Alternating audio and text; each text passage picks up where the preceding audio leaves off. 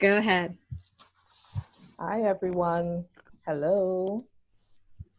Hello to Grace Between Races. This is our fourth gathering, although the third one was lost. But yes, so we welcome, and we're here today with Lolly B, who's an activist, and Hillary will be introducing her later on. But I just want to do the introduction, which is at Grace Between Races. We are a gathering that's holding space for raw, honest conversations about race issues and race reconciliation, where we can express our experiences about inequalities between the races and how we are affected by it. Our vision and intention is to look at ways in which we can create change, the kind of change that our future generations will live in harmony, not only with one another, but with Mother Earth as a whole, and understanding the oneness of all things. We right now, I would do the little guidelines that we have to that we follow every 2 weeks, and it's a gathering for that is all inclusive. We recommend that we come. It's raw, honest conversation, so we speak from the heart. We honor one another's truth. We be mindful of time and open to receive feedback. And of course, to have a little bit of a lightness with the topics, because I mean, we deal from week to week, we deal with topics that may be very heavy, but it's good to lighten it up and have a little bit of a smile, and so we could sit and not only think about the heaviness, but think about the possibilities. So I'm just gonna ask us to kind of settle down a bit and take a couple deep breaths before we move forward. So I'm just gonna ring the bell. And what I'd ask us to do is to kind of empty, like you walking into this container.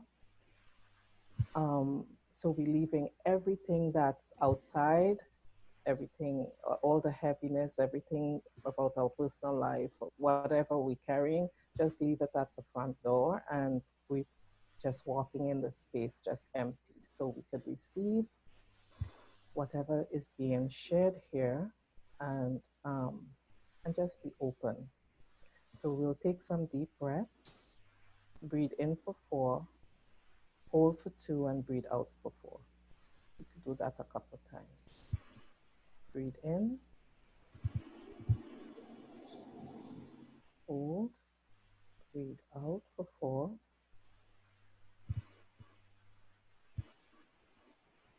You could just do that one more time.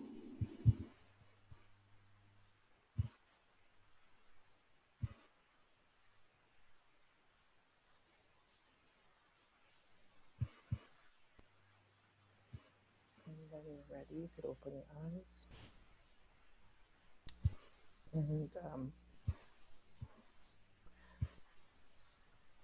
And we could just talk about. I know that the world sometimes looks, well, not sometimes, in a lot of ways, we look at what's happening outside, and it's very dreary. But sometimes, I look in another way, from another perspective, and there's all these possibilities of things that we at this point in time could be a part of, make changes, and from my experience, there was something, and this is personal. There was someone where I live, in my neighbor, actually, one of my neighbor, and he was having a really hard time. And I was watching people around the neighborhood, just watching at him and laughing, and nobody was doing anything. And I was sitting back and I was thinking, well, why isn't anybody doing anything? And then it occurred to me that I am somebody. Why aren't I doing anything? It was the funniest little click in my head. And I just reached out to the person and I offered my help. I gave him something to eat. I took action. And what all this to say is that sometimes we sit back and we wait for other people to step in and to do it. But the truth is that the doing is all of us. We are in the position to make whatever little changes. I mean, it doesn't have to be big things sometimes. You do what is possible within your means to do. And you don't have to wait for somebody to do it or somebody to tell you to do it. It's just taking action in the moment that things are occurring.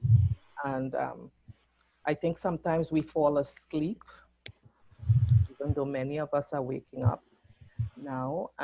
But sometimes we fall asleep and we're still thinking that, oh my God, maybe the government should do this, or maybe that one should do this. But it's all of us that have to make the change. And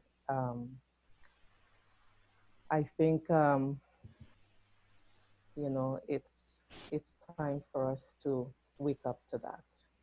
And, you know, that's just what I wanted to touch on right now. So I will pass it on to Hillary to continue and take it from here. And nice to have you here, Lolly B. Thank you, Anne. Yeah. So here we are coming together to acknowledge and honor the reality, like a fragment of reality that is happening in the world that often doesn't get seen or heard. And I'm really grateful to have Lolly be here sharing that little sliver of her experience, which is actually quite large. And in preparation to doing that, just want to introduce that we will be using a talking stick as a way of honoring the Native Indigenous culture where I am and where I think most of us are in Turtle Island. I think we're all actually there. And I've been given this practice by a local Native elder named Strong Oak, who taught me circle practice, council practice, and encouraging people, if you're interested in learning about that, and you can reach out to her. She does a really beautiful training called Walking in Balance. So we will use the talking stick in the beginning and the end of our container, right after I do a grounding meditation for us to become even more present with our wholeness. So I will be ringing a bowl and inviting us to become present with our breath as Anne initiated and our body, and then we'll be calling in our guidance and support and the ancestors.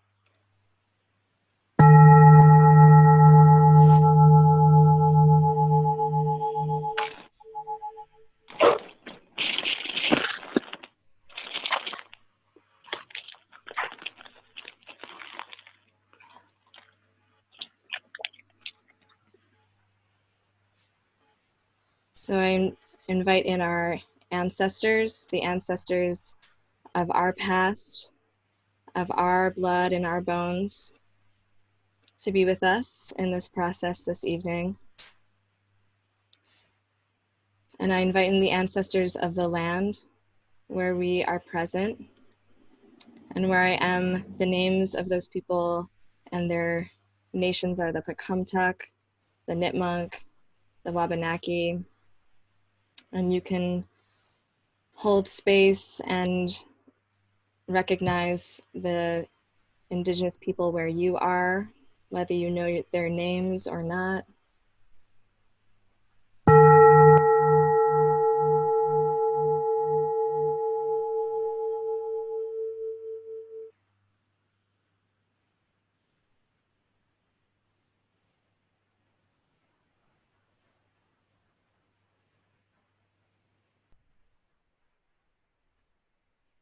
And I also invite us to call in any guidance, any support, any benefactors from our lives so we want to have with us in this time together. They can be spiritual guides, they can be a person from our lives, it can be even a value, a place, an animal, and it can be multiple beings. Breathe them in.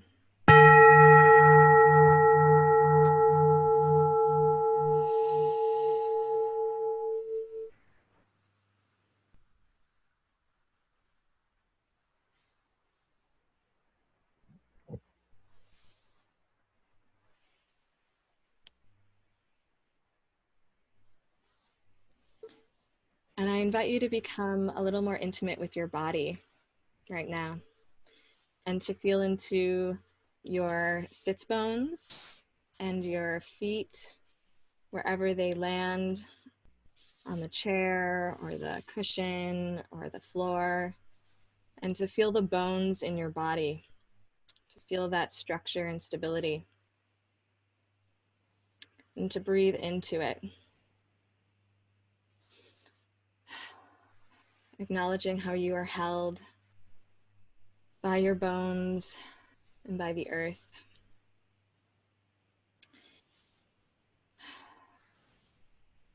And I also invite you to then feel into your guts, into this area of reproduction and ingestion and nourishment, where we find belonging and security within ourselves and in connection with the earth. You can bring your hands there if that feels good to you. And you can move if that feels good, and breathe into this space, seeing if you can feel a sense of a little bit more security and nourishment and belonging within you with each breath.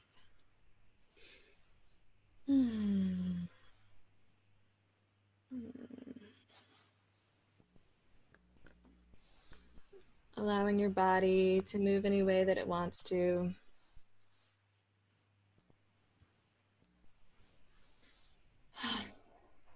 And then bringing your attention up to your heart center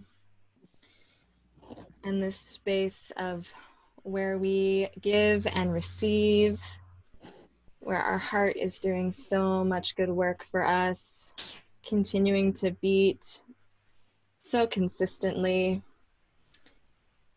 finding that place of openness and expression, both the outwardness and the inwardness.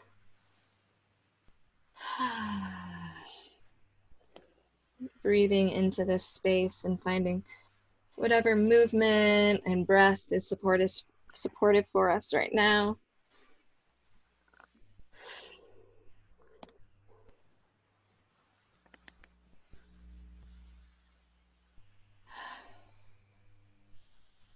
And then staying present with both our body and our heart, bringing our awareness up to our minds as well, in this place of intuition and of the mind, and seeing if we can find a balance of awareness between all three of these centers, finding nourishment and grounding and belonging, giving and receiving and expression and opening our insight and intuition.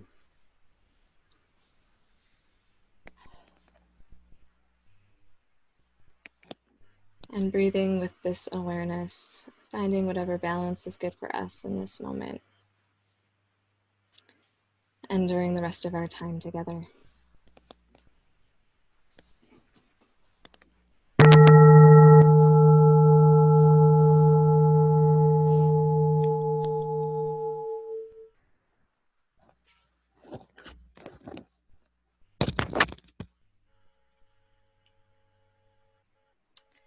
So I'm now gonna pass the talking stick to Anne. So this will just take a moment.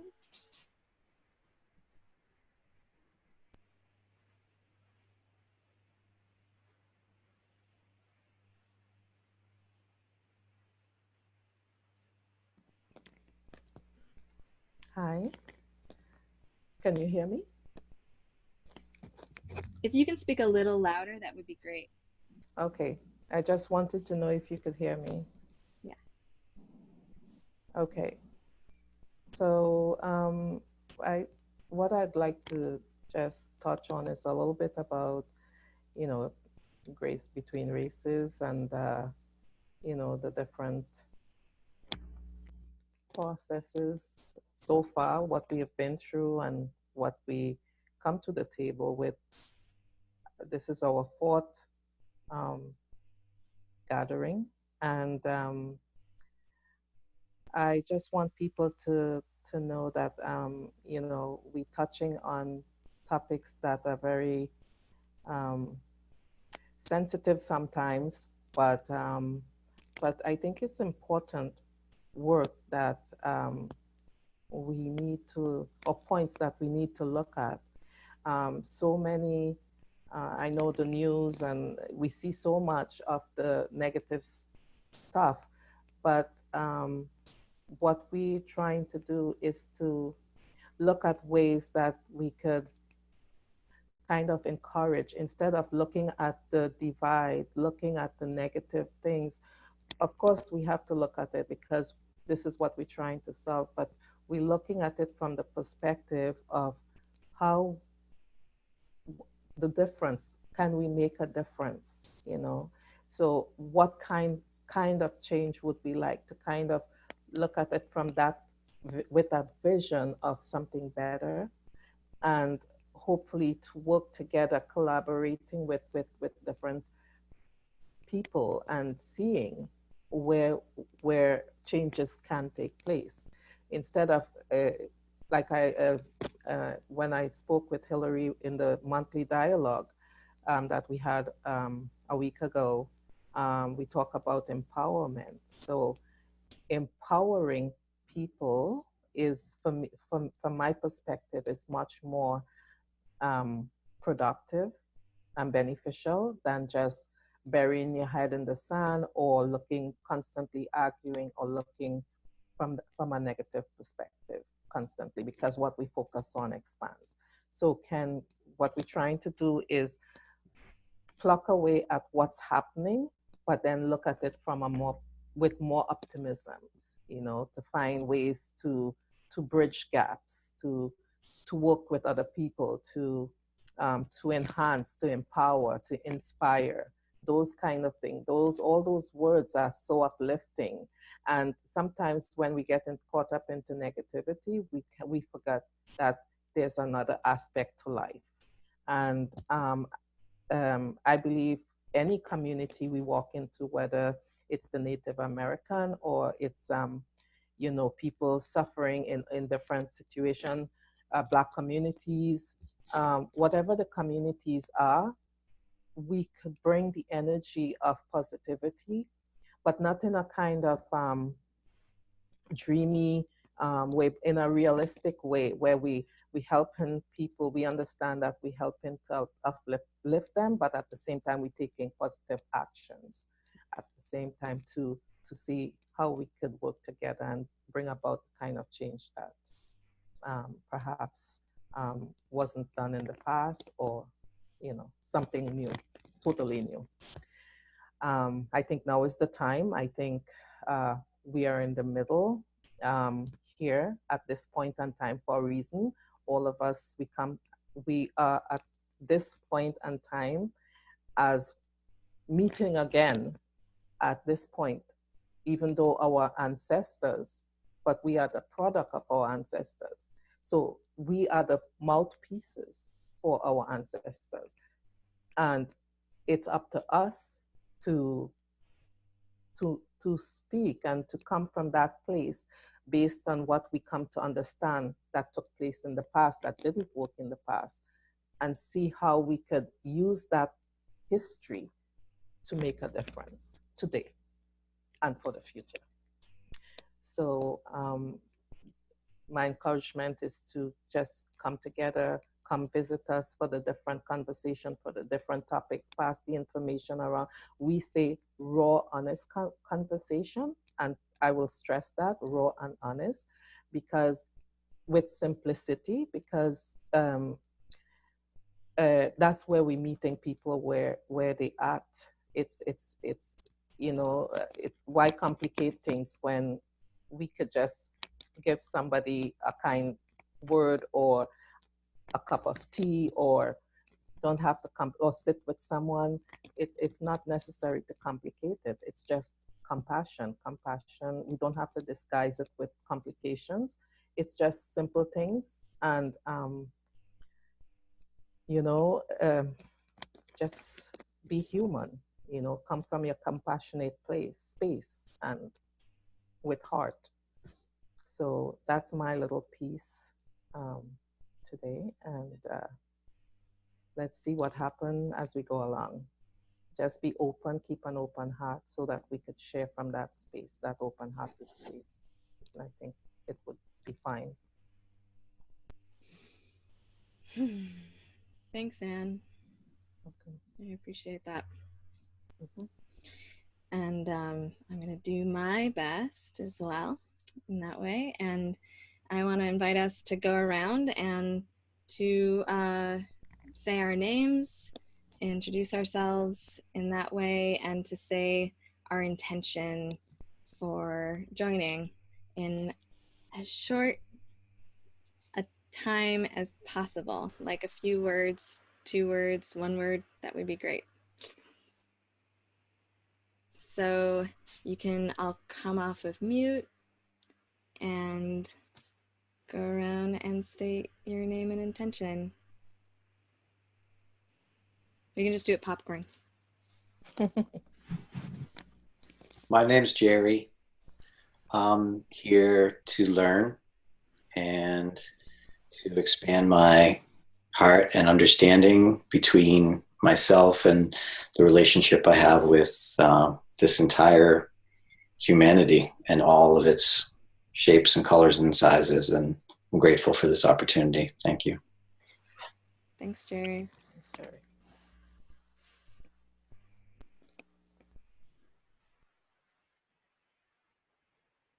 Who's next?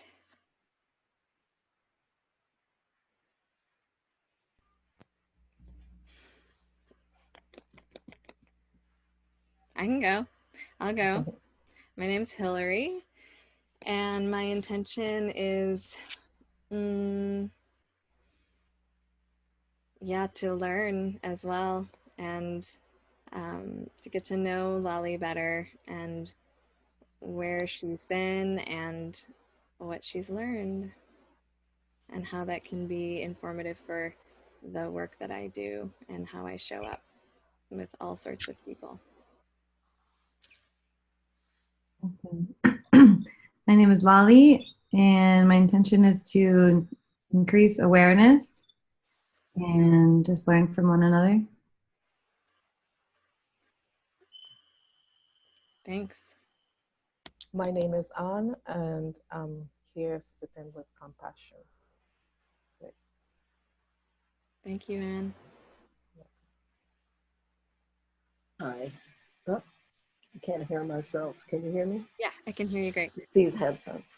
Uh, I'm Bonnie, and I'm just tapping into what is going on right now in the present in my community, and how this connecting here may or may not be a benefit. And just my life, my experience is always open to anybody else and their experience, and trying to find ways to increase practical application of the things that I believe in and the things that I realize.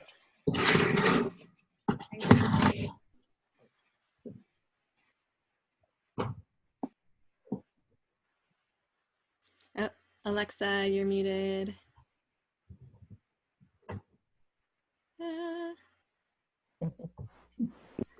Okay, am I here? Yes, good. I see a green box. Hi, I'm Richard Adams. The challenge is to always, as much as possible, remain present in that awareness and that sensitivity to what is greater than me, greater than you, greater than all of us. That thinking, that awareness. No matter what I hear, what I experience, what I'm challenged with, or what I deeply empathize with. Yeah, being present with that greater than thou. Thank you. Thanks, Richard.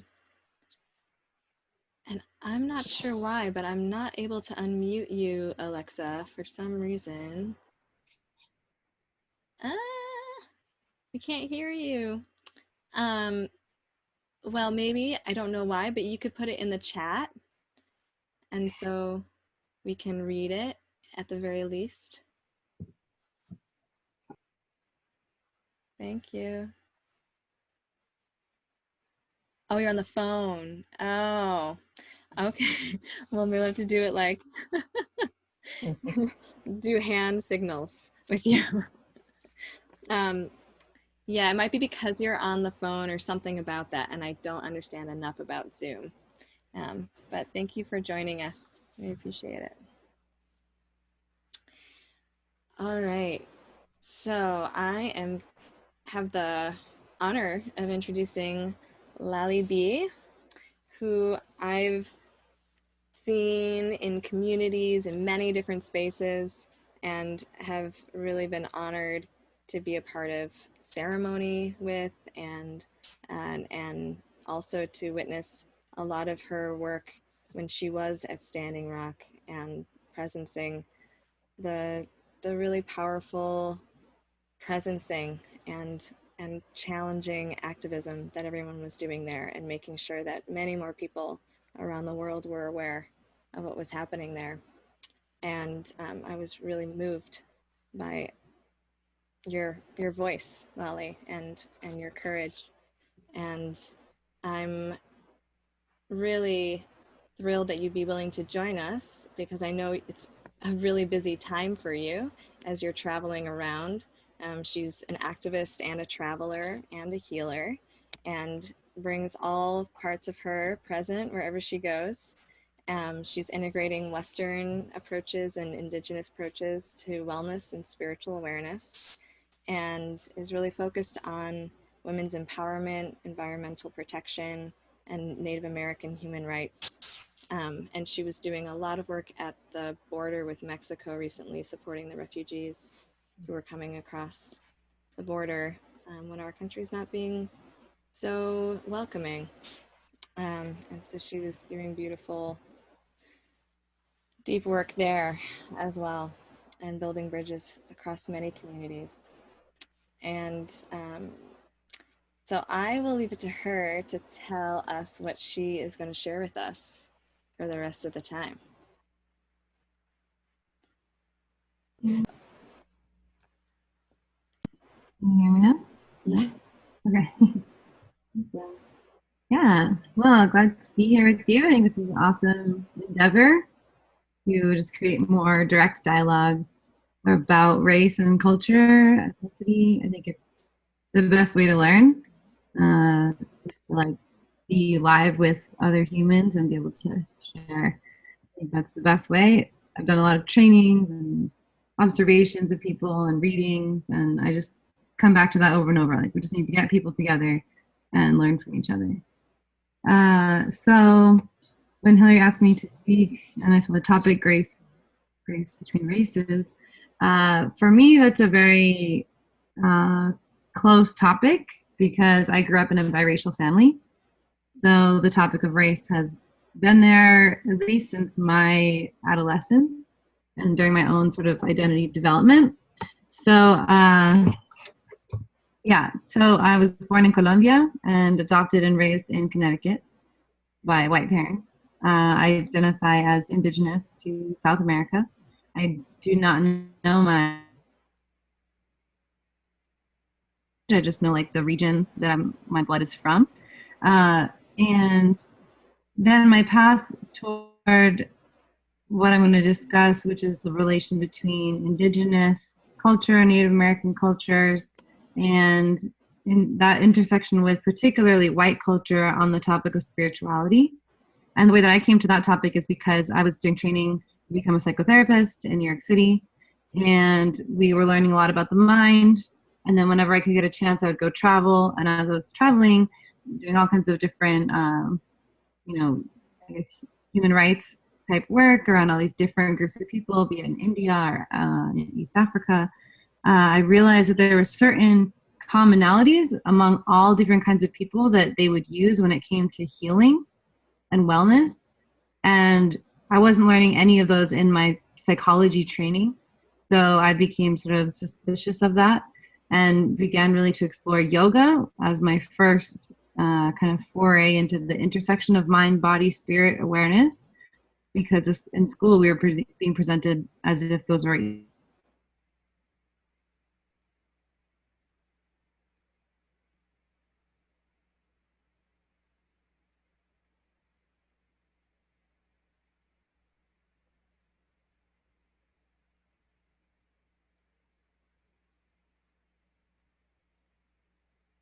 altered states of awareness and doing healing together in a circle, which was very different than the one-on-one model of psychotherapy that's presented to me in the Western way. So once I sort of identified that, I was curious, and well, how come these same cultures from different parts of the entire world are all using drums? Why is that? But then when I go into the doctor or I see a psychiatrist, they never mention using drums. So that sort of piqued my interest on these different topics and their intersection. So can fast forward a little bit to August of 2016. I found myself in Standing Rock, North Dakota, and I was invited to take a lead role on the mental health team for the Standing Rock Medic and Healer Council. Now, we were in Lakota territory. We were in the Oshati-Chacoing, which is the 7 bands of the Lakota people, and that was where we were living as guests. So the default the default culture was Lakota. Now, beyond Lakota, 300 different tribes arrived to that land. So it quickly dispelled even the stories that are so easy to generalize about Native culture, because all of a sudden you had all these different Native cultures and they don't all believe the same thing. And then you throw in a bunch of people that don't know anything about Native culture except like this kind of mythologized, Hollywoodified Native American sort of characters, like personas. And you have a bunch of people showing up that are environmental activists and not really interested in necessarily the spiritual aspects of it. And then you had a bunch of Native youth that grew up in extreme abject poverty with a huge amount of suffering and not very much Native spirituality in their reality. And then you have a bunch of like this resurgence of primarily white people that have explored Native cultures, traveled to South America, traveled to Central America, traveled around North America, more than most Native people have. and participated in a variety of native practices and cultures. And now all these people arriving in Lakota territory. Now, it was just a fascinating experience, and there was a lot of learning on a lot of sides. It was like this intense melting pot where you bring in all these different people, these different backgrounds, and then you have to fend for yourself, figure out how you're going to survive. Like, there's no infrastructure, there's no, management. It's like you got to feed yourself, you got to clothe yourself, you got to house yourself, and we're being systematically, psychologically terrorized by the different factions of private security and from the oil companies, from the police themselves, and this constant current of infiltrators that are amongst us, and then try to just make it all work. So it was interesting. One thing, I guess, to begin to explain to you one of the dynamics at Standing Rock that I guess it's always surprising to me that people didn't know, but then I guess no one really talked about it. So there was 3 main camps at Standing Rock. There's Osheti Chacoing, the big camp, there's Rosebud Camp, and Sacred Stone. Sacred Stone was the first one to be built, and then Rosebud came. So the Sitangu tribe is Rosebud tribe of the Lakota people. They're from South Dakota. They rented the land there, and that became Rosebud Camp because that was the tribe. They rented that land. They're like, we're going to support our neighbors. This is our camp. And then Osheti Chacoing, that's where they built was called the Horn, which was the Hungpapa Lakota. The Hungpapa are the specific band of Lakota people that live from Standing Rock, and they had their own tribal government.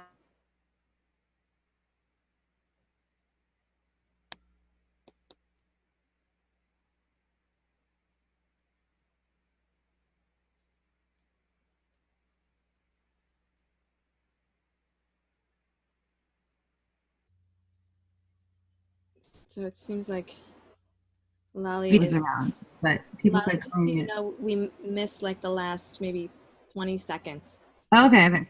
So there was the 3 camps, and very quickly the Sacred Stone camp, which was the original one to be established, it became 90+% white people and not very many natives. And then it started to be called Sacred Stoner Camp. And then it started to be called, Burning Man Camp. And so there began this like very evident divide where like you had these difference between the cultures of these different camps.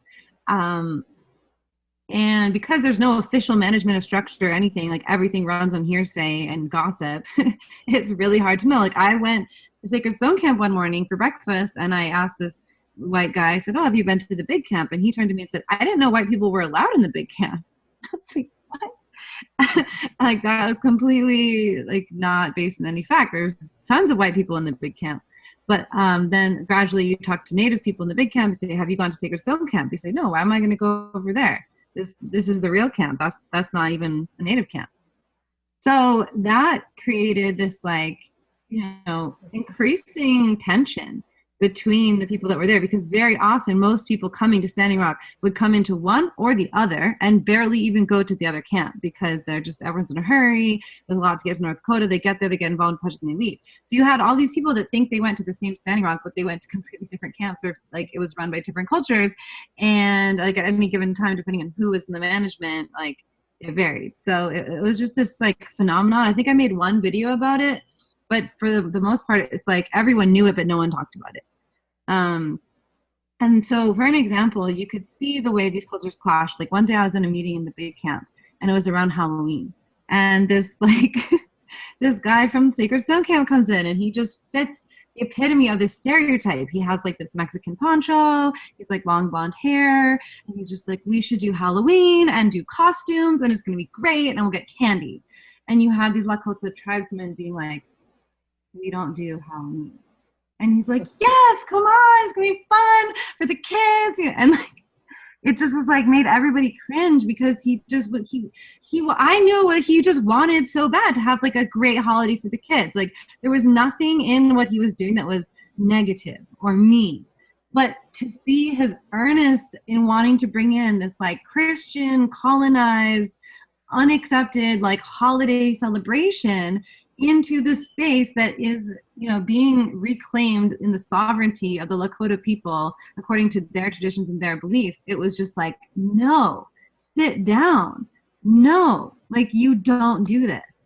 And so basically I was privy to like a lot of these clashes where it wasn't like anyone really meant to offend the other one, but just the naivete and the like lack of exposure to one another, the implicit and invisible power dynamics in this like young white guy speaking over the chief to like say once again, my idea is valid and I did not hear you and I still think I have the right to inject what I think is right on top of you. And then the native elders just being like, this is appalling because I am in my homeland and this nobody from this like other culture is going to come and tell me what to do with my people and my land. This is a wound that has been there for hundreds and hundreds of years. And I don't care really that he's like a nice, well-meaning kid, like get out. And then you'd see the nice white kid outside, like crying, like, what? I don't understand. They just wanted to have a happy Halloween with the kids. Like, I just need to leave. And you would see that happen a lot, and people would leave.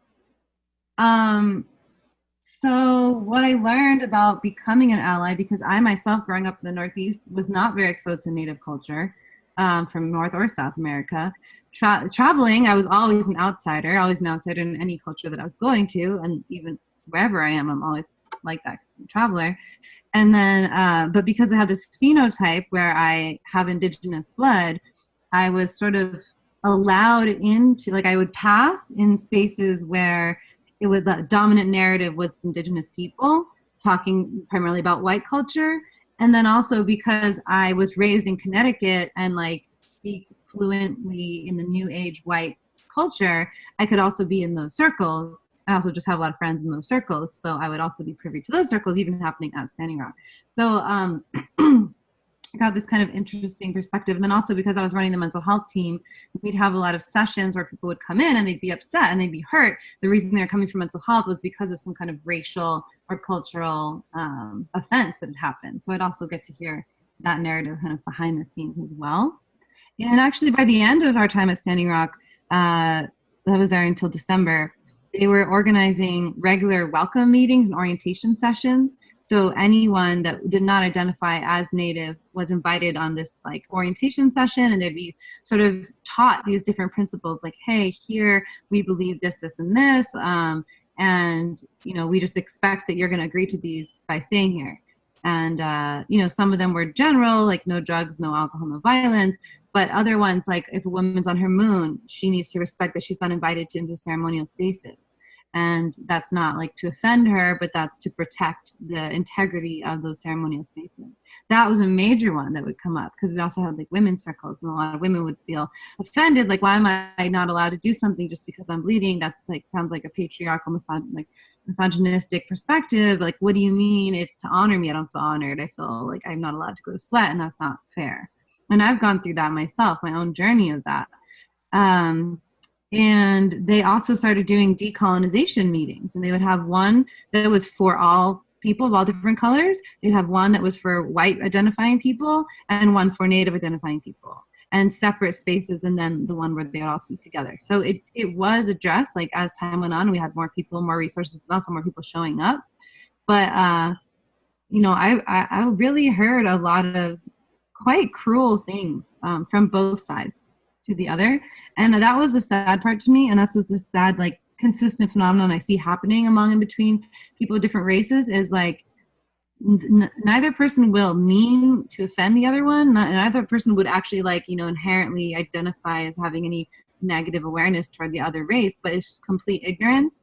And that literally by trying to connect with the other culture, like, you end up offending them more, then they end up more alienated from your culture because you just offended them, and then you end up more alienated from their culture because you tried, and then they totally rejected you.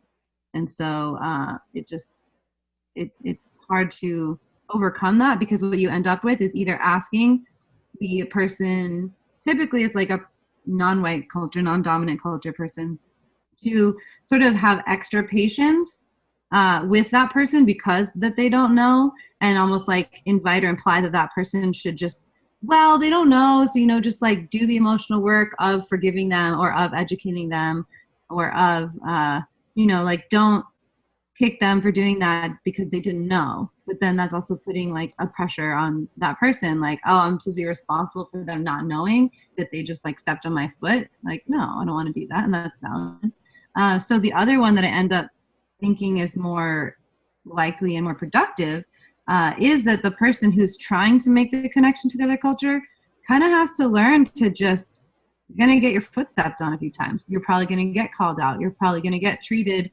with more anger than you personally deserve as a result of you being from a construct, a racial classist construct in which you have more power. And that also may not be fair or just or right, because that person, like, you might get your head bitten off and you're not the one that gave that person that poison, So is that fair, just, or right? No, it's not entirely fair, just, or right. But that's because we're working in a system that is completely out of balance. And so that is what I've learned about being a good ally. So I'll share a story where I really learned that. So I go to Burning Man. I've gone to Burning Man for 7 years. I joined Standing Rock, this movement, would have been after going for 5 years. When the year after Standing Rock, the whole camps happened, they invited a lot of Native people to Burning Man, and they built teepees out there, and they had a giant fire ceremony with drums. And the idea was to honor and connect these different cultures, because the dome structure that like was the central point of the Standing Rock camps for the whole winter was lent there from group from Burning Man. So there was like a pretty strong alliance that like was undoubtedly there, even if everyone didn't know that. So they invited a bunch of people out to Burning Man. I had already been a burner, but I went as well and was part of the camp supporting the group from Standing Rock. And this Native woman who was invited there ended up making a very biased video against white people at Burning Man. Like she opened the video with the scene from Peter Pan, the animated version of Native people, and she said that like that's how she felt at Burning Man. I will share that knowing her on a personal level, she was trying to pick a fight. Like she went there. She accepted the invitation to the event in order to make a video like this, like tearing it down. So there was no point in her, like there's no point in her experience that she was open to any kind of connection or learning. And so I think that was her main point, was to like make a storm happen, and it did. So that video got 50,000 views, and Native countries not that big, and so there was this huge amount of like animosity and scandal and vitriol toward the Burning Man community from the Native community, remembering that the Native community, everything was like very fresh, like Standing Rock had just happened, tons of people were traumatized, tons of people were homeless, and then you have this big fancy expensive gathering of primarily white people, and they did invite maybe like 10 or 20 Native people and paid for everything for them and gave them tents and everything to like bring home. But with this video that went out, there's a lot of hatred. And there I am, like I do my video logs. I did a video log about going to Burning Man, and like I got my head bitten off. And a lot of my Native friends were like appalled that I had gone. They took it as offensive. They took it as, just everything about cultural appropriation. Like they were playing Native because they had a drum circle. They were like doing drugs at a ceremony. They had naked people at a ceremony. This is just the most offensive thing ever. How dare they? And at the same time, the other side of it was like, this was not a ceremony. It was a drum circle around a fire, which human beings have done forever. It's not Native American. It's a human thing. And it wasn't a ceremony. And we brought our gathering to Burning Man. At Burning Man, people do use drugs and are naked, and so we are joining their culture where those are the norms. And so, like, we were not expecting them to adhere to any norms of Native culture, because this was not a Native ceremony. It was a gathering of drums around a fire with a lot of Native people. So as you could tell, it got really messy and really dicey. And then like my video went viral, like not really necessarily for a good thing, but I became like sort of this target of someone that people knew from Standing Rock, and that was then had gone to Burning Man and like was supporting it. And so I got like in the heat of the fire. And at first I was trying to argue my points and say, but it wasn't a Native ceremony, and you don't own that. That did not go over well. No. My friends were like, look, we could just block you right now, but we think that you have put energy and effort into our culture and like value as a person, but that's the only reason we're even still talking to you right now, because this is not okay. And like literally people were calling me out of the woodworks like, what's happening, you and Burning Man, this video, and like my native friends, my burner friends. And I was just like, oh my God.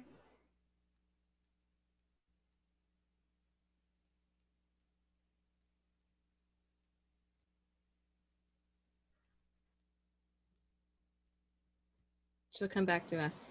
Mhm.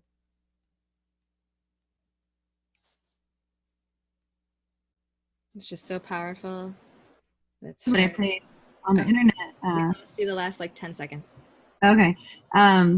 So yeah, basically, like I didn't want to be in this controversy. I wanted to be able to just share Lolly B's experience at Burning Man and not have to end up being this like spokesperson or representer, like between these two communities, which in every way that I can see should be allies and could mutually benefit each other as being allies, as was witnessed at Standing Rock by having this dome structure, because burners know how to, do radical self.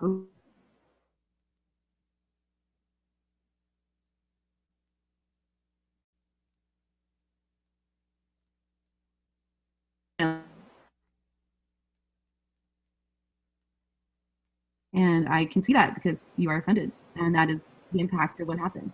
And so a lot of people kind of like back down with that, or said that was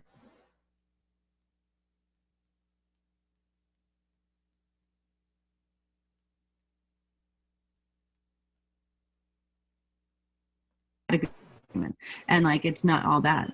And I was like, yeah, you know what, you're right. Like I completely went so far to the other side that I didn't acknowledge like my own points anymore. But I chose to do that because I knew, like I had witnessed how much salt had been rubbed in the wounds of that Native community from what had happened, like these micro interactions that had happened at Standing Rock, like over and over and over and over again, with the way that that one camp became polarized, and then like just dozens and dozens of like these microaggressions and just pure racism as camp got bigger. People literally showed up and that were extremely racist. Like, why are you even here? So yeah, I chose to sort of like model going the other extreme. And now I find myself more able to speak out in the middle. But I also, I don't know. I've had like a couple other interactions where I was like the one in the middle, and then seen friends like sort of like dig themselves in a hole and end up like one side or the other. And the other thing that I want to share is actually so we went to a sweat lodge in Massachusetts that was built by a non-native man and on a non-native man's land, and there was no native person of that culture at that ceremony. And I reached out to some native friends of mine from that culture, and I said, hey, I'm here and I want to be a bridge, and so is there anything that I can do to be a bridge? And one woman that I reached out to, who's like very much looked up to, like a young woman leader in the Lakota community. And she was extremely appalled that I had gone. She was offended. She was like, why did you even ask me? How dare you go there? That should never happen, ever, at all, whatsoever. Not okay, never. And then I talked to another Lakota friend, and he had pretty similar opinions, but he was sort of like, well, we know it's going to happen, so I think it's good that you went there so that you could be a bridge like to other Lakota people, but next time you should just invite one of us out there we'll do the sweat. And then I shared that with my friend who had hosted it, and he's like, wow, okay, I didn't hear that, and I also know that like my intentions are pure and my prayers are real, and I connect with the land and with the energy of this ceremony, and I feel that it is right that I continue doing it. And so that's just another example of how I see it now is like it is inherent that woman hold that end of the spectrum. Like there has to be a spectrum, and that end has to be held. And I always like to share if I attend a sweat lodge ceremony with a more non-natives, if it's not native led, that ceremony was illegal until 1979.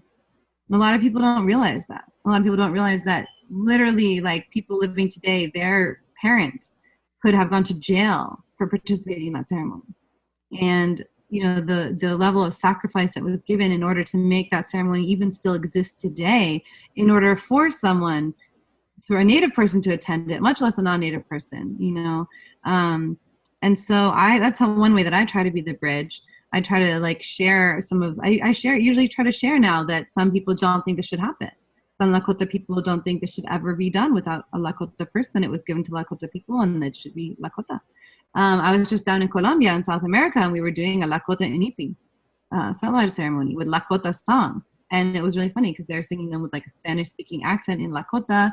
And I was just like, this is so weird. Like, you know, and, but so I haven't asked my Lakota friends about how they think that it's being sung in like literally another continent, another language.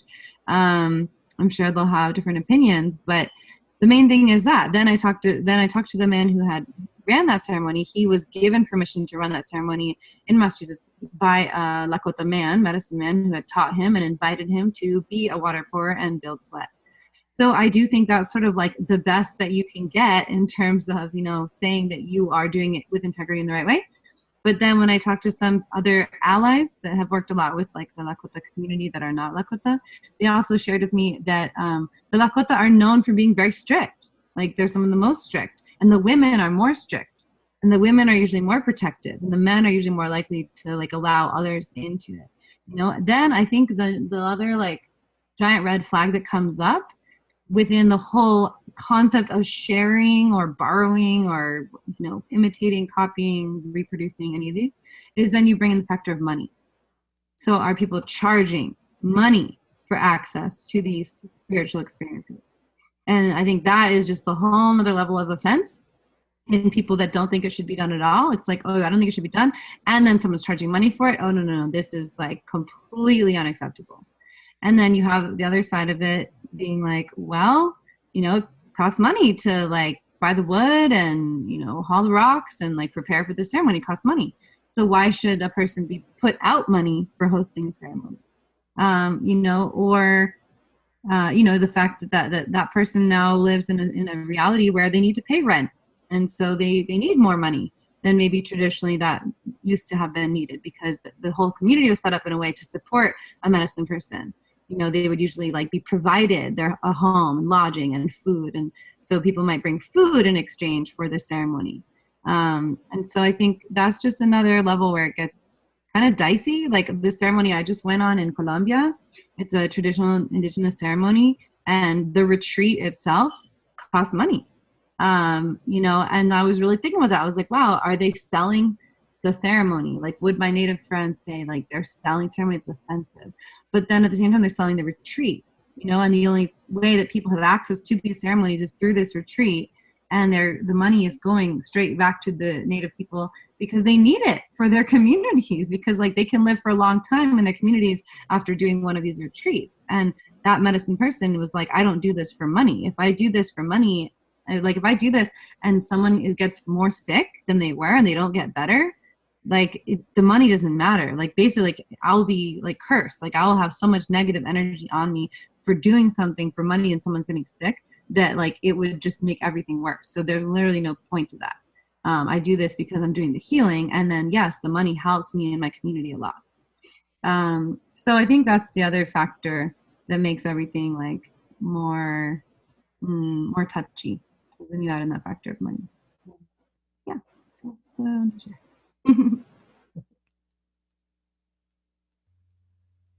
Wow, Lally, I just like could listen to you for a really long period of time. Yeah, it's I appreciate you bringing in like all this complexity and all the different perspectives.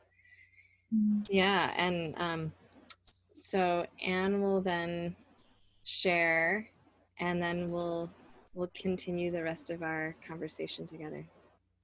Okay. Wow, Lolly, that's a lot of experiences, let me tell you. Yeah, and it's really, you know, in finding yourself in the middle of the both extremes, that could be very rough waters to travel, you know. I admire your courage, though. And something that's coming up for me though is, and I guess I'm basing it on the fact that what I see in with the natives here in Montreal, I think there's and and even from my own culture, I think there's a there's something that kind of sliding maybe below the radar, and that's really a big part of it. It's the history. We're talking about people who have been traumatized for a very long time.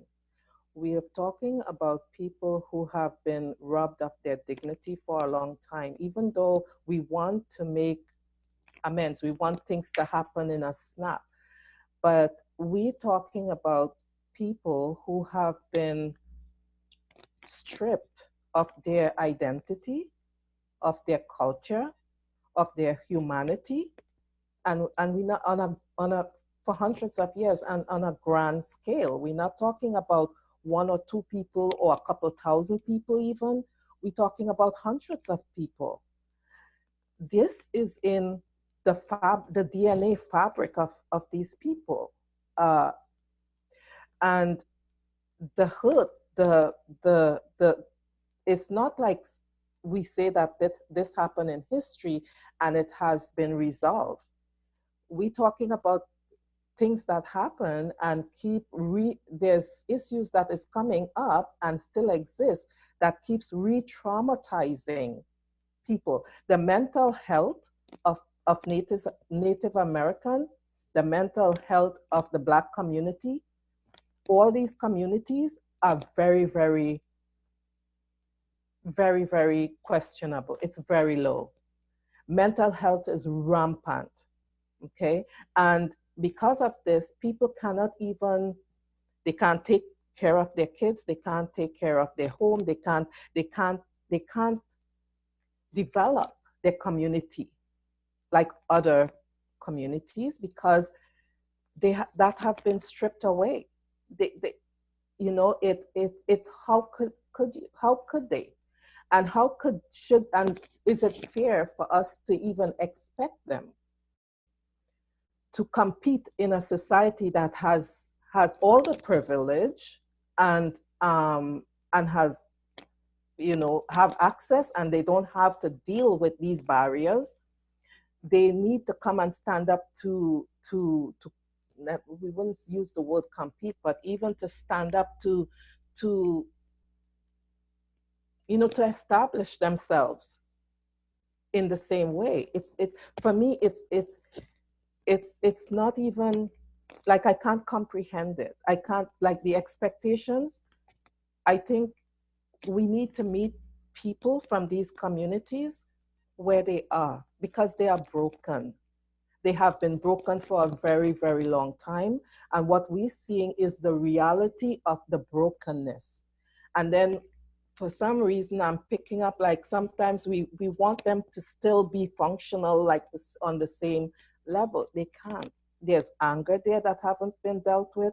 There are so many emotional things that haven't been even touched. We haven't even touched those surface. And it keeps popping up in there with the younger generation, because if the parent cannot take care of the children properly, the children is coming up with lack of so many things. There's no love. Even the attention to give to kids that they need is not even there. So to really expect them to function on that level, for me, it's really, like, for me, intellectually in my head, would be bizarre. We have to meet the communities where they are. They have certain needs, and if we want to help, we have to try to, whoever wants to come from that love and compassion needs to meet them at that space and then work from there.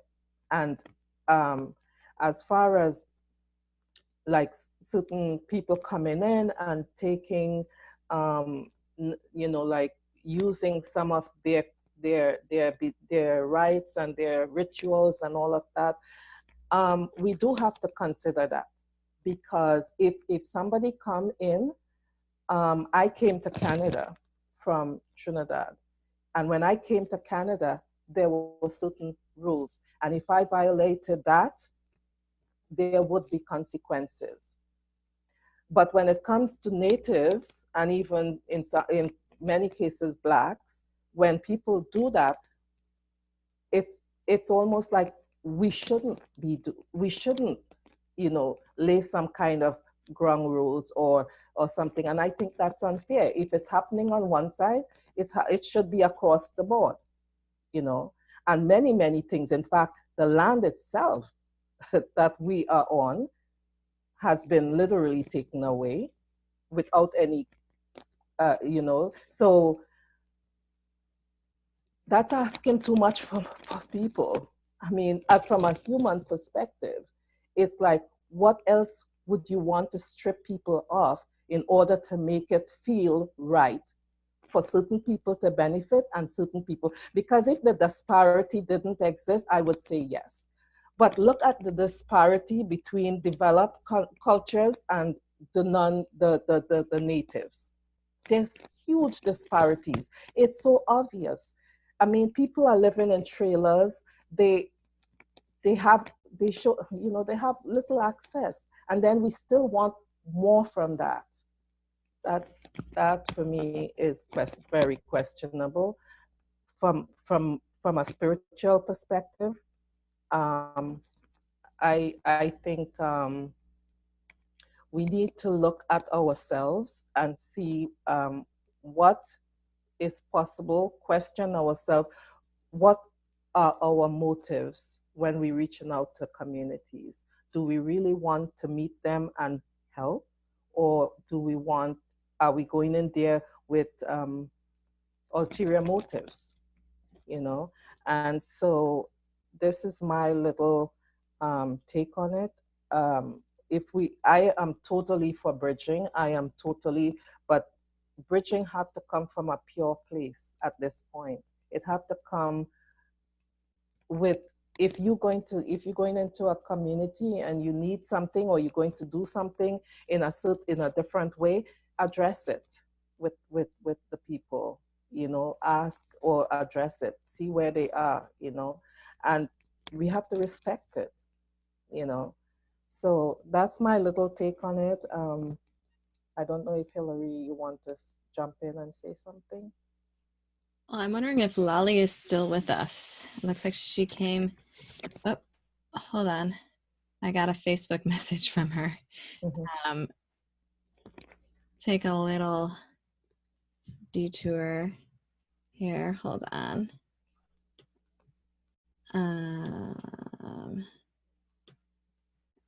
It's saying the link isn't valid now, and she can't get back in, which is really weird. Bummer. I'm gonna try and send her another link. Okay. Because it certainly is still valid. Because we're still on it. That's very bizarre. Hold on. She joined. Oh, she did. Okay, great. That was weird. So we lost you for a moment there. Can you hear us, Lolly? I think she's having a little bit of connectivity issues. So I guess I'll share until she comes back on, and maybe we can catch her back up. Right. But yeah, it was actually, I was wondering if she was going to talk about that ceremony that we were actually at together, which was in October. And oh, great. She's back with us. Hey. Great. You just got bumped off for a moment. So did you heard a bit of what Anne said? Mm-hmm. Yeah. Okay. I think you kind of lost halfway through, and I think there was kind of more of the same sentiment. So I'm just wondering if you want to speak to that at all. Sure. Yeah, definitely. I think there's one quote that I wanted to share. So a friend of mine posted the other day this like meme, and it said, "They want our culture, but not our struggle." And I think that really speaks to the essence of the problem of cultural appropriation of Native culture, as I see it often exhibited in terms of like a superficial use, like such as a ceremony or like at a festival or something, because it's this attitude of that you can cherry pick, you know, cool aspects of spirituality which might resonate with you, and that's a great thing, but to go to a culture and only carefully take away aspects of it that you could benefit from, and not look at and feel no allegiance to or anything to do with the aspects of that culture that are not pleasant, that are not likable, that you don't necessarily want to bring with you. And then it's like taking, you know, it's like taking away like the good parts. It's like going to a person and being like, well, I like you when you're in a good mood, but as soon as you're in a grumpy mood, like I want nothing to do with you. And that's not a very good friend, because that's very fake. And so that I think is essential too when you think about these attitudes. Sometimes I see it in particular to going into South America, working with different plant medicines, and people going in, it's like, okay, I'm going to go in, I'm going to benefit, I'm going to heal myself from this culture's teachings and practice, and then I'm going to leave.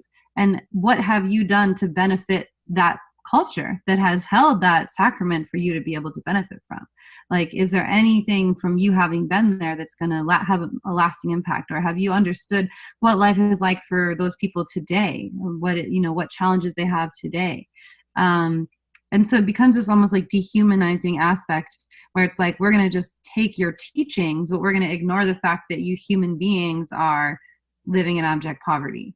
Because, that's not fun to carry with me at a festival. So I'll carry some, feathers or like these features of your culture, but I'm not going to acknowledge anything about the amount of pain that your people are still carrying, and the amount of pain that your ancestors went through in order to, have these ceremonies still available for someone to even come and take it. And then the fact that like the person who's taking it was maybe their very own ancestors that were the ones inhibiting those people from doing that ceremony not very long ago. And so, I think it is inevitable. You have to look at the history of oppression and genocide that did happen and continues to happen at an institutional level, absolutely, of Native people. And then look at, that's what it is. You're not taking from a culture of people that is thriving. You're taking from someone that is hurting and already down. Thanks, Lolly. Thank you, Lolly. Yeah, I was just saying as you were coming on that I was really grateful that you addressed the ceremony that we were in together at our friend's place, and acknowledging that I did a 10-day training on that land or the land next door called Earthlands, where lots of different earth-based spiritual practices have done, and it's Nipmuc land. And I actually found out that a bunch of that land is going to the Nipmuc people, and today, actually. Wow. Yeah. So, and I think this is like, I actually ran into Larry at Whole Foods today, really random.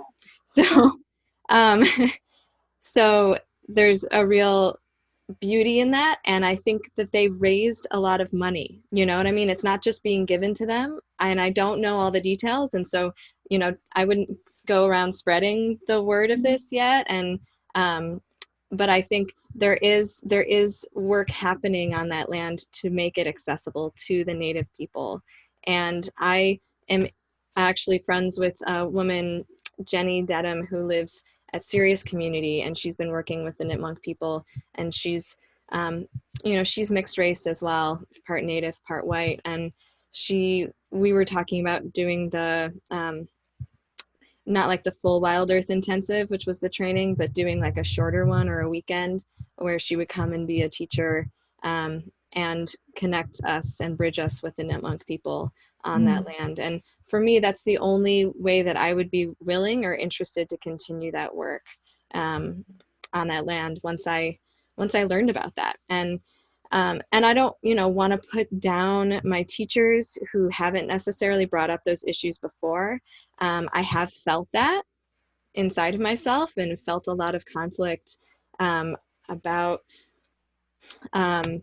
we don't call it native practices. We just show up on the land and we do journeying together, and we have different ways of journeying. We walk in the woods, and we learn tools to be present with our senses and with the land, and to open beyond our usual 5 senses. And we do drumming together. It's not necessarily native drumming, like not all of us have drums, but maybe a couple of people do, and we go on vision journeys through that. And I do movement practices where, for me, journeying happens a lot through my body and through movement and through sound as well, and embodiment. And so I had a lot of questions around, where does cultural appropriation start? And I haven't felt comfortable being a part of spaces where, even when sweat lodges, it's been a real question for me. And then here are my guides and elders who are white, who aren't necessarily calling it native, but then doing aspects of native practices, like doing what do they call it? Like it's not a sweat lodge, like doing, I forget what she calls it, Kathy calls it, but she calls it something different. And it's not in the native tradition, but it's using the same structure. So I've had lots of conversations, and I'm not settled in any of it myself. And I'm really glad to hear where your Lakota friends and their thoughts. And it leads me to take a lot longer pause and reflect. And I felt a really powerful connection with that land, with the individual who was leading the sweat lodge, and felt a really strong connection with everyone in the space, especially the first time we did it, which isn't when you and I were there. And yet, and I want to give back to the Lakota tradition. I want to give back really to the Nipmuc people, because it's their land. And so I'm asking the question of how to do that and how to show up for them right now, because I've had the benefit of doing ceremony on their land. And a person who I think is a great resource as well is Lila June, who's doing a lot of this work of helping people from the settler races to understand how to interface and support people of indigenous races, and ask the question of what can I do to help, really, if in anything at all, and what does that look like for you?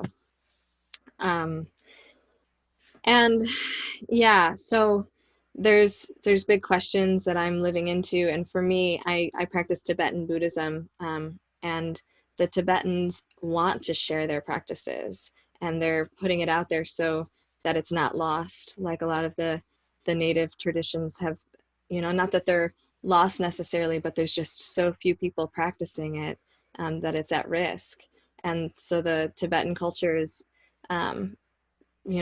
been doing this for a few, many decades now. And the Dalai Lama is really a proponent of making the teachings as accessible as possible. And, some of the teachings I've learned and been initiated into, like, I know people who've taken those initiations and don't know anything about it. And then what happens then? And I've heard different things, like, well, actually, that can be somewhat harmful for those people and for the Dalai Lama who gives that initiation, because there's this energetic connection. And if they're not doing the practice and they don't understand it, then they're maybe draining energy from him, or, there's different thoughts about it. And for me, I feel I took vows. I took 33 vows. And I don't know how to follow them perfectly, because they were made for a different culture and a different time, and mostly for men. And there's not women who wrote these things down. So I can't even follow the vows very well. And yet there's a lot of teachers saying, well, do your best, and we're here as resources. And I know when I do the practices, I feel a lot better. And I did a month-long retreat on this particular practice. So, and it changed my life in very positive ways. So, you know, there's different ways of engaging with different cultures, and there's different cultures that are interested in sharing in different ways. And I think it's beneficial to give back to them too, in whatever way we can, whether that's donations or whatever it is that they probably want, and to ask them. So that's what I'm kind of learning from where I've been in my experience.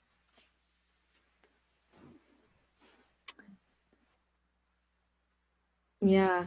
And is there anything that you want to add, Lolly? Yeah, I think it's great to bring up the parallel of other traditions, because I think that's a common question, or you know, like that people often ask now, like, well, what about yoga? Are people appropriating yoga culture? Because, you know, that's become a very common common practice for people whose ancestors did not do that practice. And I think, yeah, I mean, I don't know enough about Tibetan history. It's interesting because they're also a persecuted people, you know, and that's been their solution. They've been moved completely off their land, basically, as well. And, you know, so that is a perspective, right? Like, so the Wallace Black Elk, who taught the man who facilitated that sweat lodge you went to, like, that was his approach, was, you know, he had this man who was like learning from him for many years, and he found it was appropriate to pass it on to him. And that's something that you see as well in South America, where there's a man I met who in the 60s was wandering on a spiritual journey, and he found a group of indigenous people in Colombia, and he just basically set up camp and said, I want to learn from you. And they said no. And he didn't leave. And after 4 years of just living alongside these people in the mountains, the elders came and said, okay, it's time. We are going to teach you, because the time is coming where our own youth are not going to be learning it. So it is right that we teach you outsiders, because you're here and you want to learn. And that's something like in Mexico recently, I did a training on doing Olympia. And at first I was like sort of offended that or like a little bit skeptical. It was all like white women that were teaching. And I was here in Mexico learning like a Mayan traditional healing, and it's like these white people, and I was just like, so like, why?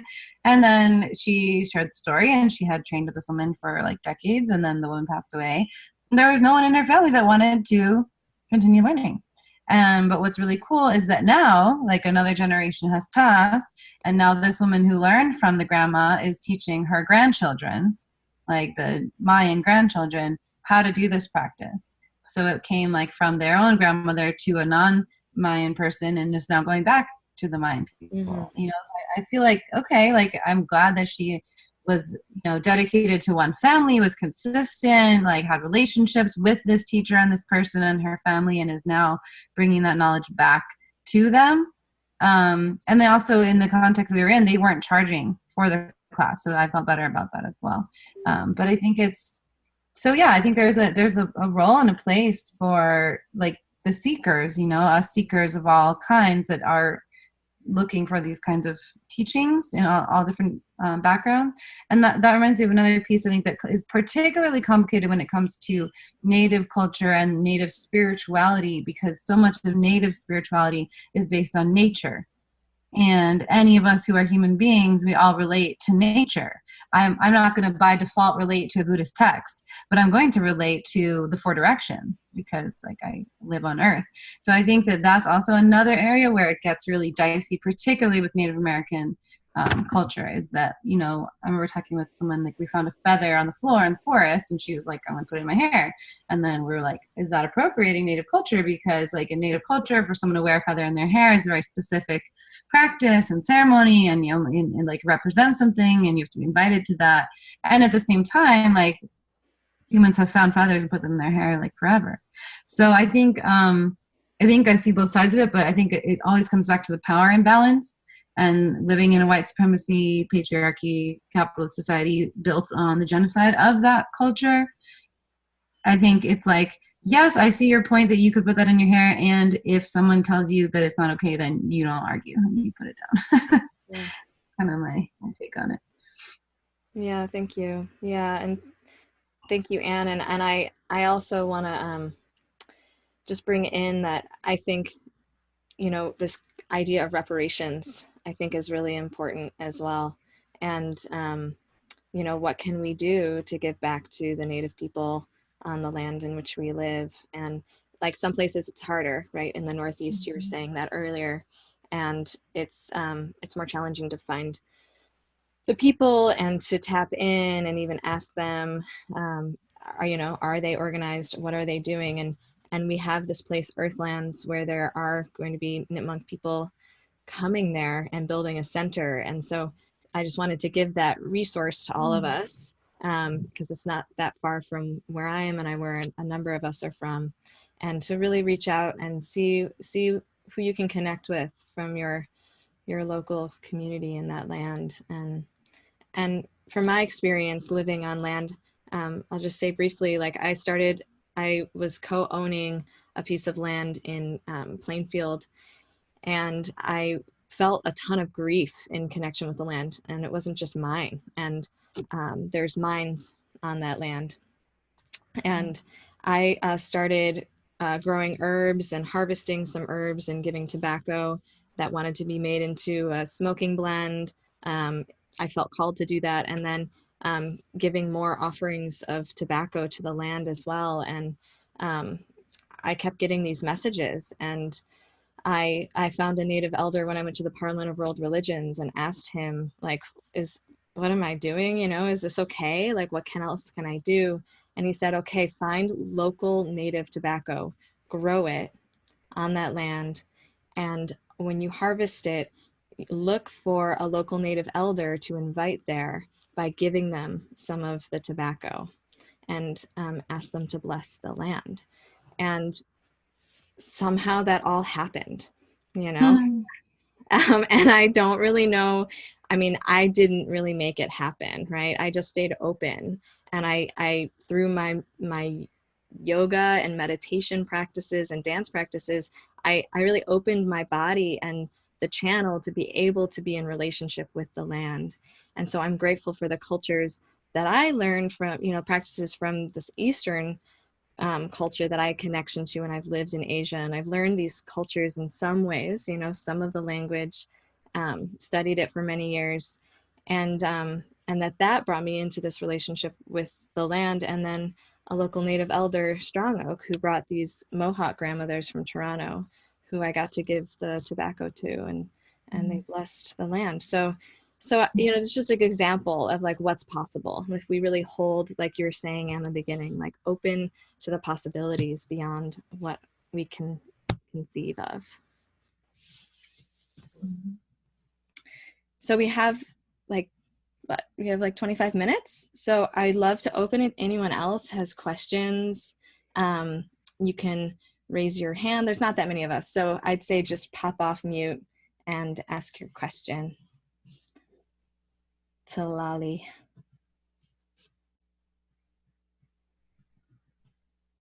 Does anyone have a question? Or Anne, if you want to speak some more, we'll just keep. I'll ask a question.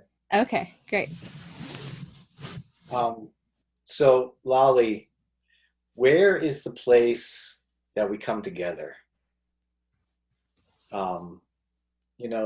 The respecting other cultures, I understand why that's so important, but it's also the separation of the cultures, right? And can we move in a direction where cultures share or mix, or like what are the things and where are the places where, we're all sharing different parts? Some of it's spiritual, some of it's technological, some of it's conceptual, all this different stuff. But I want to work towards that place where we all are coming together, whether it's cultures of the East and like the yoga practice, cultures,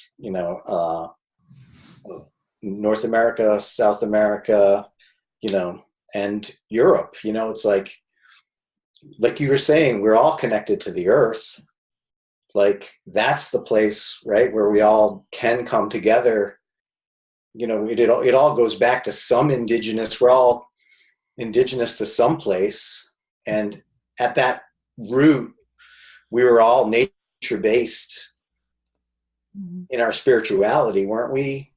And how do we weave that back together? And maybe you don't have that answer, but do you see anything like that emerging in a positive way? Yeah. Yeah. Thank you. It's a common question, and I think that there are more and more spaces that I witness. My first answer for where does it happen that you come together would be to attend a ceremony or event that is facilitated on native land by native people that you are invited to as a guest. That is, I think, like the most appropriate place to go and really learn. Now, even that gets dicey because within native communities, they'll say, well, that's not even a real ceremony if you're inviting all these outsiders. So, or then you'll have like the one ceremony, like there's one Sundance in South Dakota that is so like attended, it feels like a circus. It doesn't even feel like an authentic ceremony because there are so many people, but there's people from all over the world and they want to see a Native American ceremony. So like they go because they want to see it, but then it doesn't feel authentic because there's so many people there watching it. So I think that, yeah, I mean, that's one context. Another thing that I've seen happening a lot out here on the West Coast is through the festivals and the festival scene. It's now quite common that you'll have like these like sound stages and concerts, but then you also have workshops, and you'll also increasingly have an area that is has a sacred fire, and it's often like presided over by native elders from around the world. And then they'll be teaching and doing workshops and sharing in like a separate designated area. And then within that area, there are certain protocols expected, like not to be on drugs, not to be naked, because there is like this sacred aspect of bringing it there. I went to the Eclipse Festival in 2017, and that was like, they had this area called the One Nation area. And so that was like, everyone was invited there, but it was sort of like run by native elders from different cultures that had been specifically invited there and were treated with a lot of respect. And at the same time, one day this white woman was taking a picture, and I turned to the firekeeper. I said, this woman's taking a picture, and typically you're not supposed to take pictures of the sacred fire.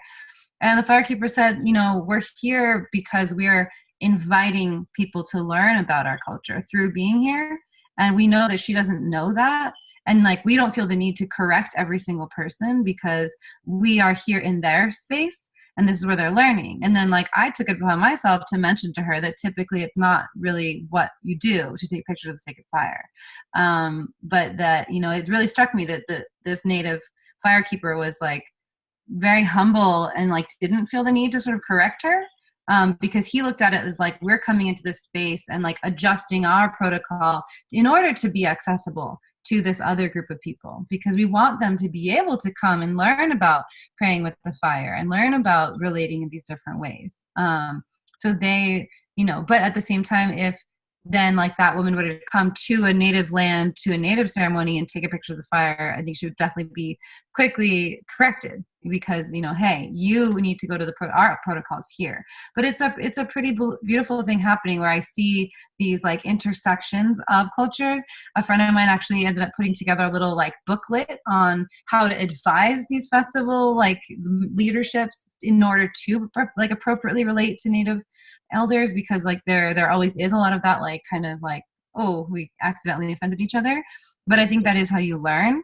It's like creating these sort of neutral spaces where it's like we are acknowledging that this is an in-between. And so even like this weekend, actually for the equinox, I'm going to an event called the Dream Catcher. And so it's led by a Mayan man who has a vision of building dream catchers around the country.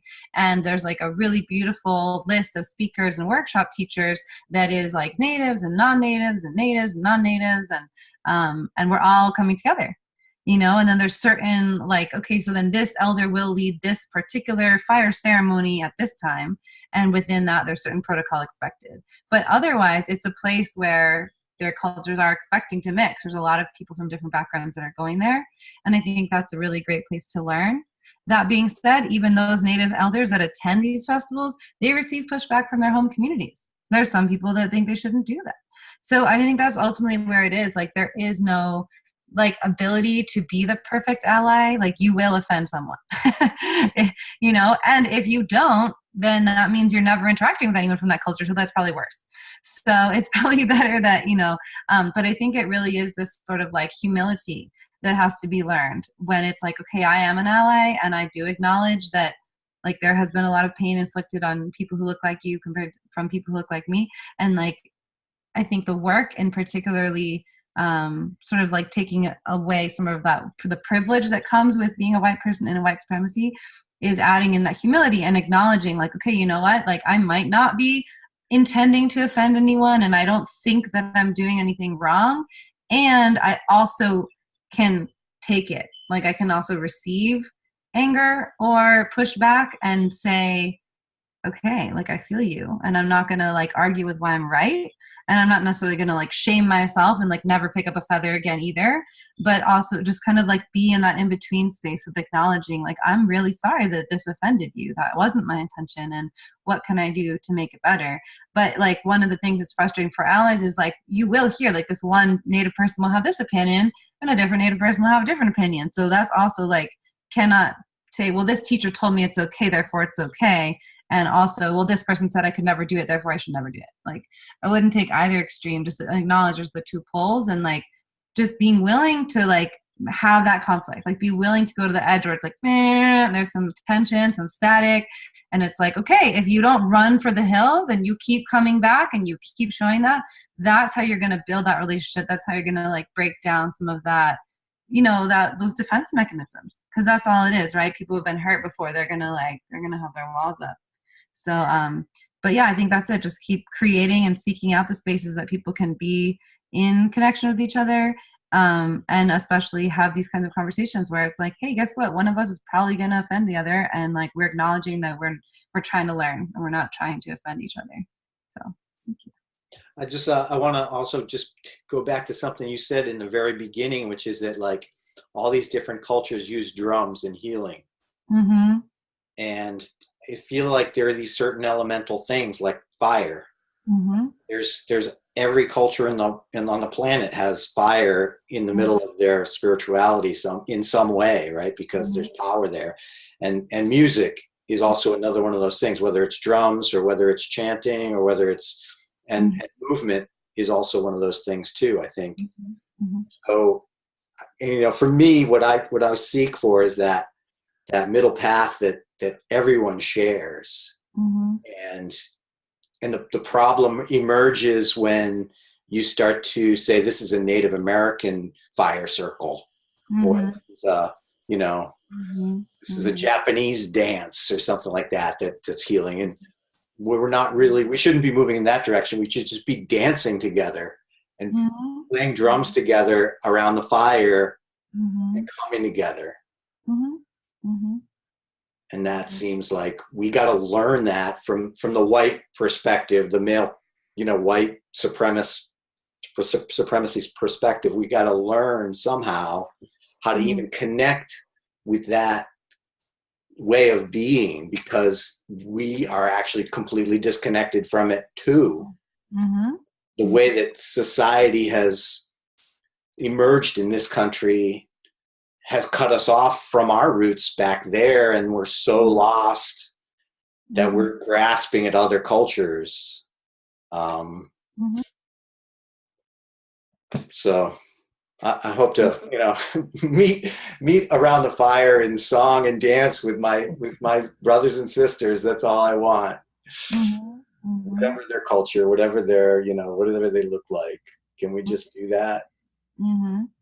Yeah, and I think that that's definitely part of the healing. And then within that, it's like going to Hillary's point as well, and then looking at like, okay, so if you can acknowledge that there's this power imbalance, and how can one's power then be leveraged like to kind of even out both cultures? Like how can you not only, like I think I just read, I don't know, it's Angela Davis, but she was like, it's not enough to be non-racist, you have to be anti-racist, because like things are so far off balance. It's not enough to just say like I'm not appropriating Native culture, but also how can I go and be of service to Native culture in some way? And like that's dicey too. Don't like, then there's this whole like white savior thing, which is like a whole nother topic. And so like I get it, it's not easy. Like it's not, you know, to be an ally, to do the work of being an ally is not easy. And it's like you pretty much are going to get your toes stepped on, and you just got to keep showing up, and you're going to be told to do it this way, no, do it that way, no, do it this way, no, do it that way. And that's like even just a feature of indigenous culture compared to white culture. Like indigenous culture is very strict, and like you do it that way and that's it. And I've witnessed like some like non-native people apprenticing to native teachers and being like, what? Like just really struggling with like the strictness of it, and like, no, you don't do that, this protocol, you do it like this, you do it like that. And you know, being like, well, I think it should. No, you don't question it, you don't challenge it. Like thinking of this one grandma that my friend works with, and I mean, yeah, it's no nonsense. Like you got to just like allow yourself to like know that if you're gonna really try to be an ally, like you're probably gonna be the recipient of some anger, of some unfairness, of some projection, you know. But the way that you can earn to actually be welcomed is that you don't walk away at that, and you don't say that's enough, I don't care, I don't want anything to do with you people, you know. Like you have to say, okay, like, well, how can we work this out together? And I can tell that this is not clear, you know, because some people will come at you basically no matter what you say, no matter how much you try to be an ally, someone's going to have a problem with it. And that's been a lesson for me too. And then trying not to go off the other extreme, I realized I like censored myself to the point of like, well, I'm so afraid of offending anyone that I just won't say anything. And that also is not, no one's going to learn from that. So yeah. That's the best thing I've learned tonight. Thank you so much for your wisdom. Yeah. Thank you.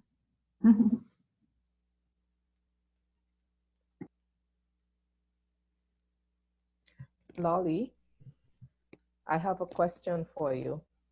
What kind of practices do you use to take to as self-care?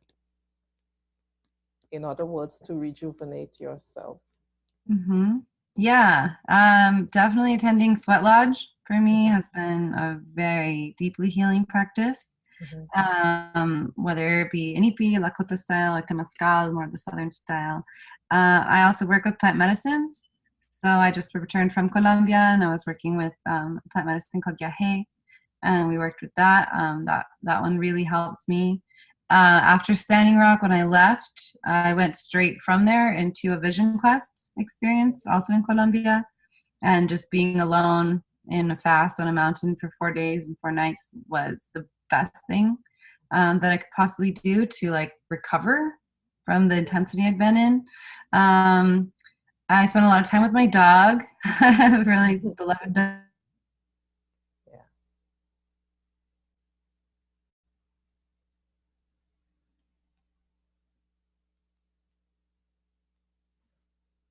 Come back, Lolly.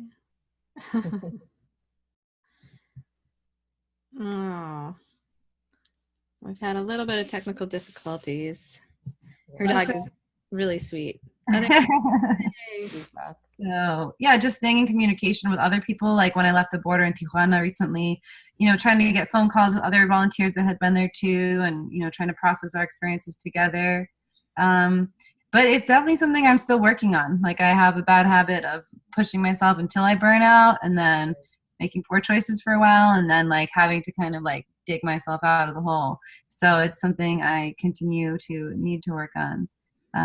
To do the work I'm doing, I tend to go very extremes. So, but definitely I've found that, you know, I do psychotherapy as well. That is definitely a helpful part of my foundation.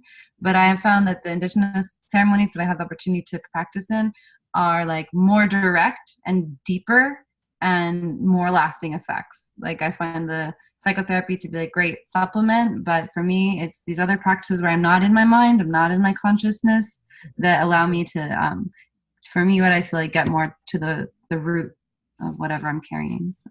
Right. I totally agree with you on the point of us, needing to, we need to work from our space, and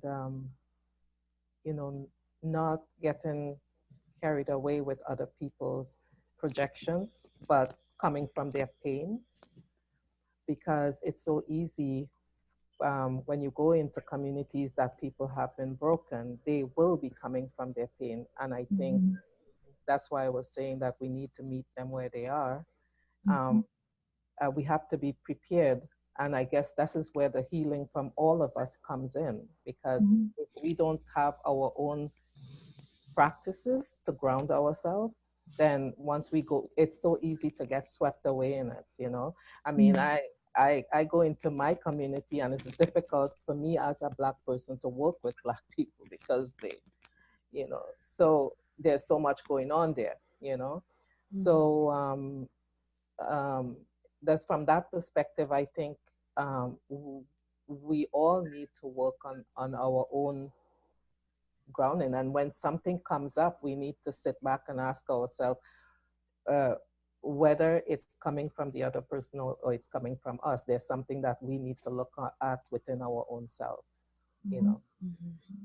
So yeah, I really love that point about paying attention to not having all these expectations and being prepared to, when you go to as part of it is going with compassion and working from that compassionate perspective, but not actually having a kind of unrealistic expectation of what the outcome will be.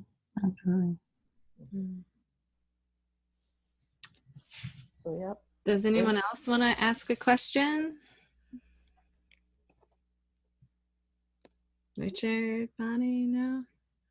Oh. Okay, I'm here. Yeah, well, I've definitely been here, hearing a lot, hearing here. Yeah, thank you. I'm really holding on to the view about mental health, the capacity, the reality of the situation at hand is much more desperate than I know. I'm trusting, I believe this to be true. And I think the reality of the situation is a lot more desperate than where a lot of, I'll put myself in that place of educated, somewhat Western, white approved tactic to reality. And the socialization, learning the tools, learning what I have to do to get ahead.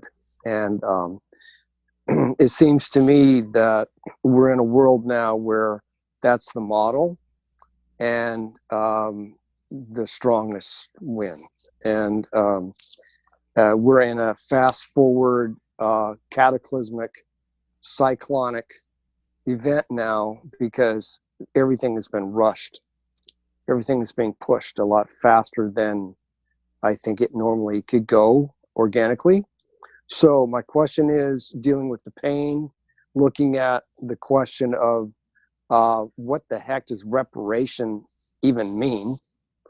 What is acceptable amongst people of color and people of indigenous communities? Personally, if I grew up and I have 400 to 500 years worth of coding in my bloodstream that knew about people like me got thrown in a boat and slammed anywhere just because they were property and used and abused, I don't know if I could even be sitting here handling this conversation tonight, because I would still be so angry and so pissed off and fed up, and like I call it righteous indignation.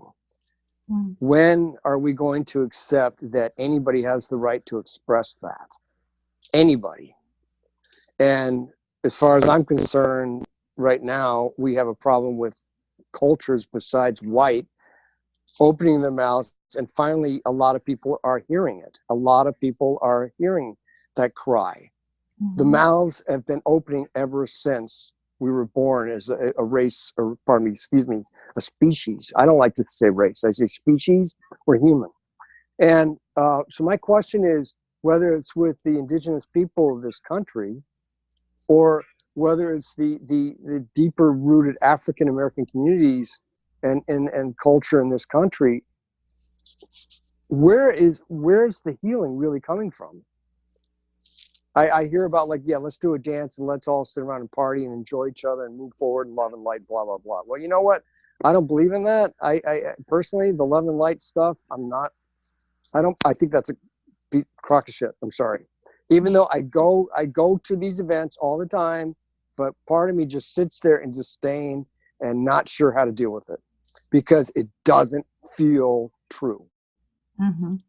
It's not really accepting. Right now, I'm living in Lake Pleasant, and I know on this land, over 180 people were massacred in the land that I'm looking out my door. Mm. So where is the reparations? Where is the apology? Mm-hmm. You know, in tandem with, like, do people even have the ability to go deeper and comprehend and listen to each other on that level to heal? There's the word, heal. Mm-hmm. I'm done. Yeah, some great questions. I like those. I recently just saw a meme and it said something like, love and light does not dismantle white supremacy. So that's a short answer. And so that's what it is. It's like being an ally and, you know, addressing this theme of reparations is looking at the fact that we live in an imbalanced society where the power is out of balance, right? And not even on an individual level, but on an institutional level. And so I think that the work to be done, if one finds themselves in a position of power in an institution, which gives them power by virtue of their, like, racial or gender identities, then their work is to go into that same level of that society where they are and begin dismantling right there. So maybe it's like, you know, this level 7 of society, and you go in and you begin dismantling it. So that might be having conversations with people that you work with that might not think about any of this stuff, or, you know, calling up your relatives who might not, would not be the ones that would, like, sign up to listen to a conversation like this. And you start being the one to have these conversations, and you start being the ones to be like, well, what about this? Or what about this point? You know, and again, you're not speaking for them, but you're taking what you've learned, which is, you know, doing your work of listening to the indigenous voice and then passing that on, paying that forward, maybe inviting a Native person to come speak at an event that you have access to that person wouldn't otherwise have access to. Maybe that's, there's this great project sort of like naturally in the beginning stages of like baby boomers who might have, their kids are grown, their kids are out of the house. Can you open up a room and sponsor like a migrant, either from, that we're working coming to Tijuana, or even like a Native youth? So I have this woman in Portland, Oregon, who's like, hey, my kids are grown, I have a room, someone could come stay here and study at the university. And I'm like, yeah, that's amazing. That can literally break an intergenerational cycle of poverty. To have like this 22-year-old get to go live in a city, study and live for free. And, then she can literally like break these cycles that have repeated for her mother and her grandmother and her grandmother's grandmother and all these different stories because of the genocide. So then this woman who's using the fact that she's in a position of, she owns a house, she lives near a university, she can afford to provide this girl food, that is an incredible offering to like kind of change the power dynamics that are going on. But I think that's really where the work is. And I agree, like the love and light and coming together, I think that's an aspect of it. But just that is not enough. Like you have to go in and go into your own discomfort and your own circles and like push it into people's ears that don't want to hear it. And like find a way to make them uncomfortable enough that it matters to them, that it's real to them, because people only make change when they're uncomfortable. And people only care about someone else's situation typically if they really understand it and they can identify with it and they can empathize with it. So I was recently working at a school on a reservation in Montana, and there's like basketball is a big thing there. So I put out a call for basketball shoes, and then a family in Connecticut was like, oh, our kids all play basketball. And now there's this whole like, correlation between this family that's like recruiting basketball shoes from their basketball league. And like, they didn't respond when it was like a poor Native family. They were like, oh, youth who want to play basketball. that's a commonality. Our kids want the latest Jordans. Of course, those kids want the Jordans. Well, let's make sure that they all can get them. And so that's like another, just these little angles that people can connect and share privilege. Because like this family is connected to someone who works at Nike or whatever it is. And so using that privilege and power to then like reallocate resources. I think that's one of the more efficient ways. Thank you, Lali. Yeah, that's really, clear. And you've offered us so much. And I think it'll be a lot of digesting for a while, what we've received. So it's after 8. So I want to honor our time and all of you and your timing as well tonight. And just give a big bow to you in gratitude for all the work that you do and just being you and showing up and sharing. And also I'm going to ring the bowl, if I can find them out here. And I'll invite us to thank our ancestors and the ancestors of the land and our guides and benefactors for supporting us and being with us and the work that we are doing to awaken together.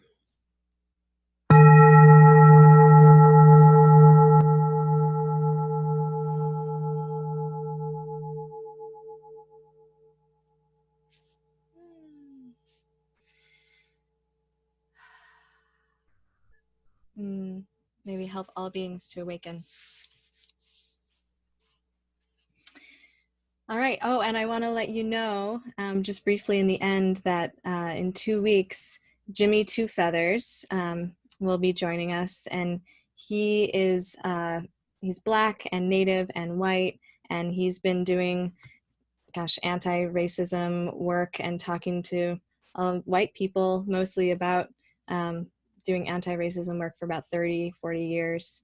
And he also was one of the originators of Dance New England community too, and has been doing drumming circles and fire circles with that community for 30 something years, as well as involved in Earth Spirit community, which is a pagan community for I think about 30 years too, and doing anti-racism work there. So he's going to talk about that. He's also going to talk about a gender reconciliation workshop that him and I are going to be doing together in the beginning of May, and how doing the anti-racism work has led him into doing the gender work. So I'm really excited about that, having him come. So that's on April 1st, April Fool's Day. Yeah. All right. Well, thank you, Anne. Thank you, Hillary. Thank you, Lolly. Such a blessing. An honor to have you here. Mm-hmm.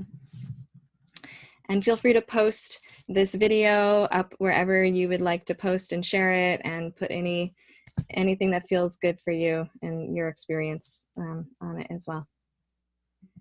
Thank you so much. Thank you all for this teaching. Thank you. Have a good night, folks. See you again. Good night. Good night. Night.